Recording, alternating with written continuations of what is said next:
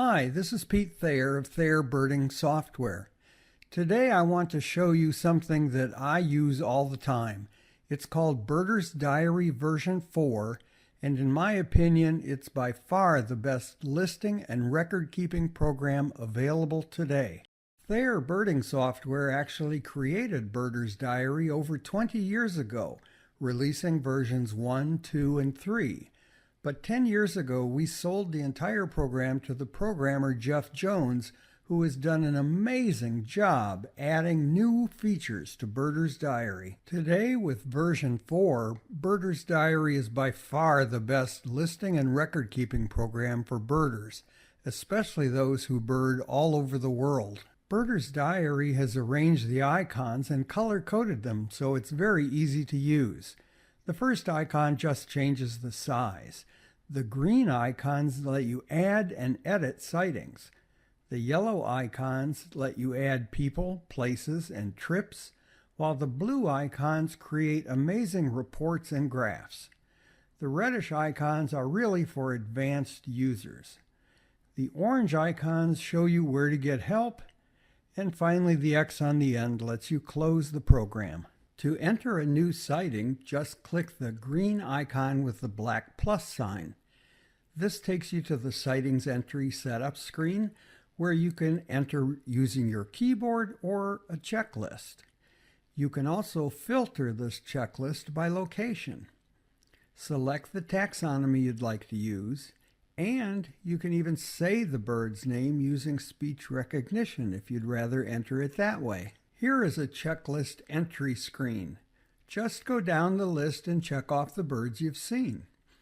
Along the top, you can keep track of many different things or write your own comments.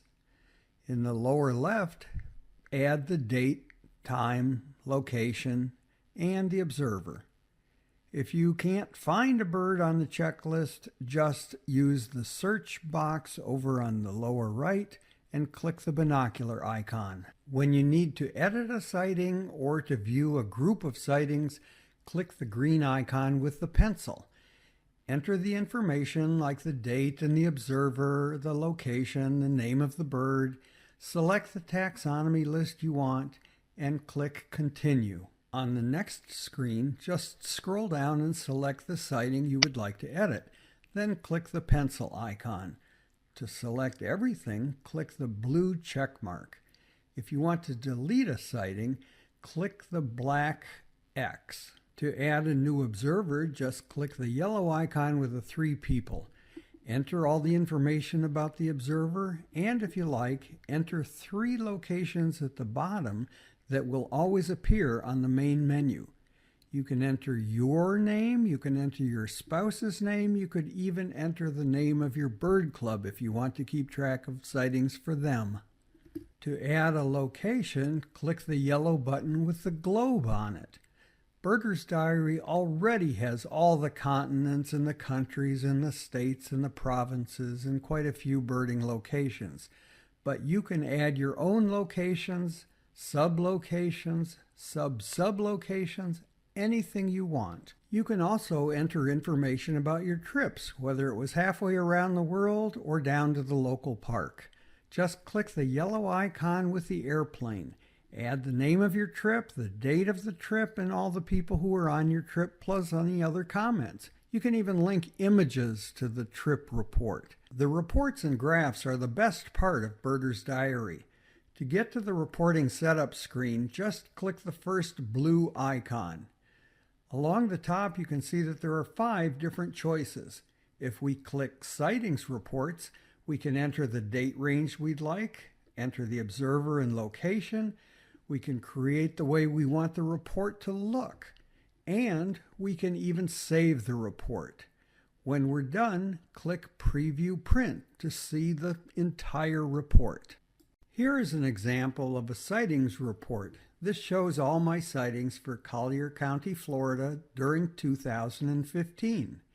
It looks like I've seen 115 species, and this report is 15 pages long. It's very easy to make a checklist for any place on Earth. All the birds for each country, state, and province are already built into Birder's Diary, or you can create your own checklists.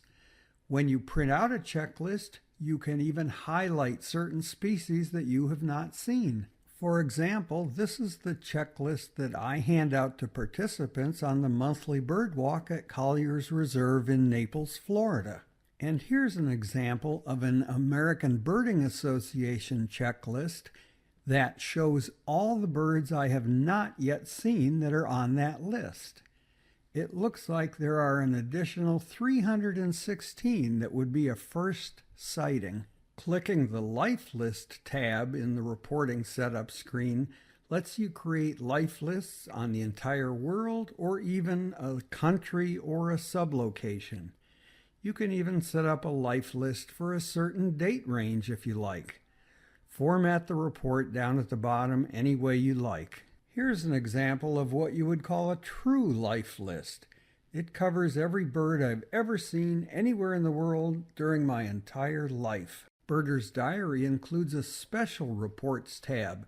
This is very, very helpful for members of the American Birding Association who want to report their sightings each year. Here's an example of the ABA report. You can see that the totals for different regions are already computed for you.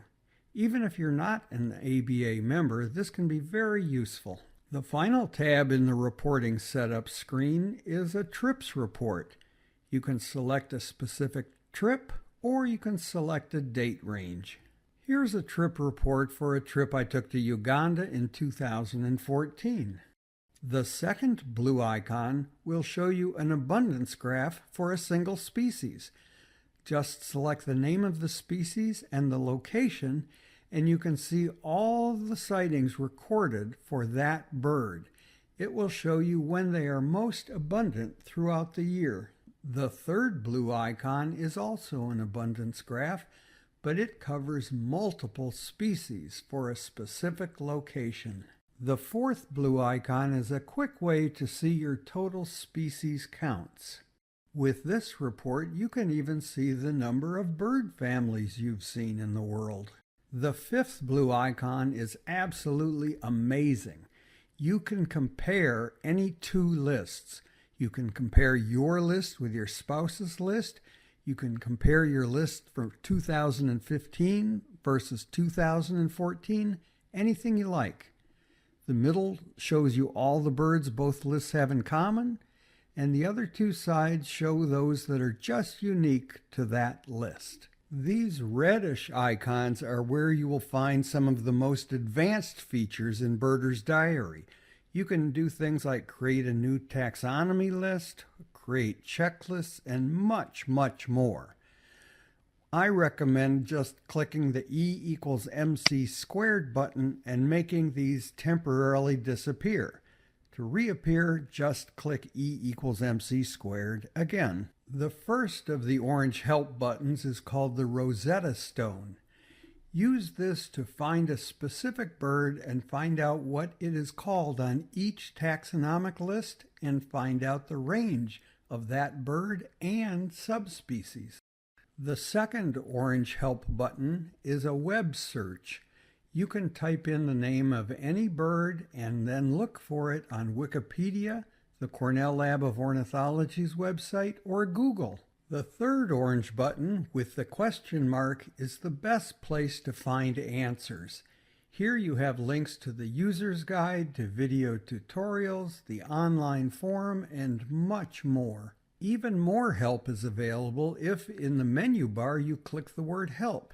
Here you can find video tutorials, new tutorials, and the link to the user's guide, as well as new features. We've already seen a number of ways to get to the user's guide. You really, really need to read this to understand everything that Birder's Diary can do. If you have a question, the answer is probably already in the user's guide. And finally, if you forget what a button does, just hold your cursor over it and ToolTips will show you what that button is for. Recent changes to Birder's Diary now let you add your own photos to trips and bird sightings. In addition, the new version 4.1 will let you upload your sightings to eBird. I think you can see now why I'm so excited about Birder's Diary version 4. It really is the world's premier listing software for birders and naturalists. Jeff offers not only bird taxonomy, but taxonomy on butterflies, moths, reptiles, amphibians, and much, much more. To order the latest version of Birder's Diary, please visit www.birdersdiary.com. If you liked Birder's Diary version 4, Jeff Jones thought you might also want to take a look at Thayer's Birds of North America version 7. This computer program works on Windows and Mac computers and features all 987 birds of North America. Visit ThayerBirding.com to order, and be sure to use Jeff's special discount code BD40 to receive a $5 discount.